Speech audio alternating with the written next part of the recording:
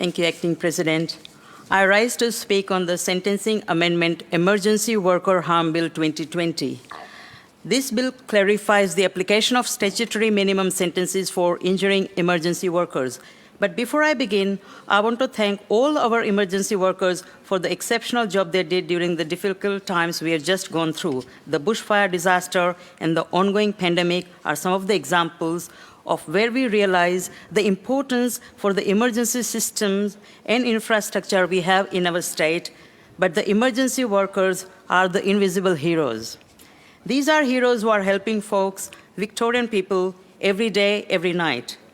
They deserve to feel safe when they are working to help Victorian people. There is no place, no situation where unsafe environment for emergency workers should be tolerated. They are the key foundation of Victoria, the main base of our community's function as a developed society. This bill is extremely important. Therefore, we have made sure that we get it right. Emergency workers put themselves in the way of the harm every day. They perform the most critical tasks.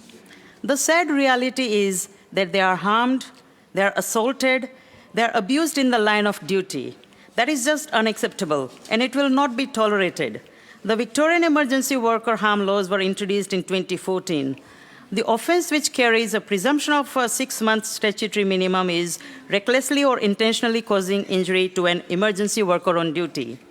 These laws were intended to better protect emergency workers from being exposed to violence and intimidation in the course of their duties. However, contrary to the public misconceptions, these laws have never been applied to non-injury assaults. These laws are not mandatory and never have been.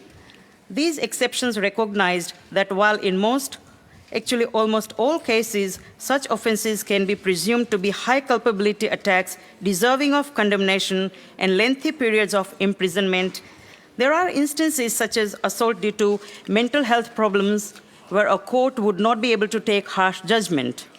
For instance, someone could be mentally ill or intellectually disabled. That person may not be able to understand the result of their actions.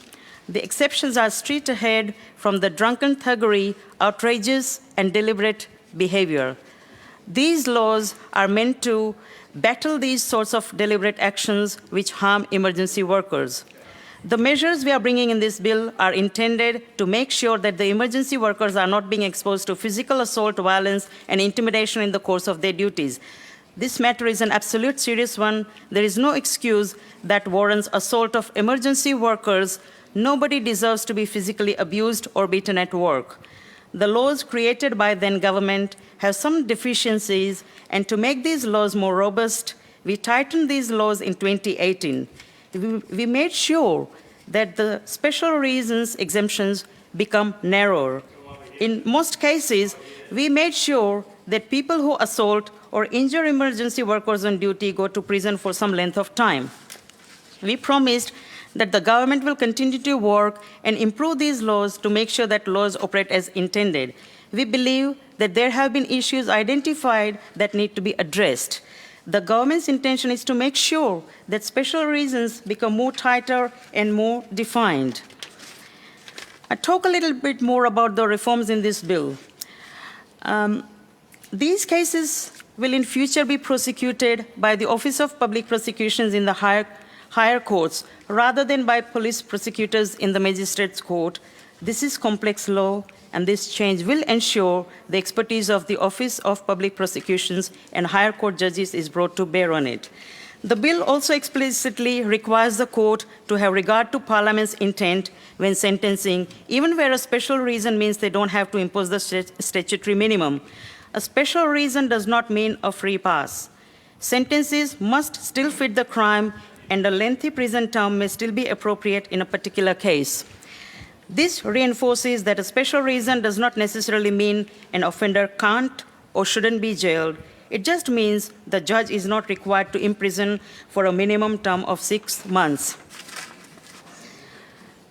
The bill introduces a reverse onus so that complicit offenders who are involved in an offense by assisting, encouraging, or directing the main offender, but who didn't themselves cause the injury, will in future have to show why they should be exempt from the statutory minimum.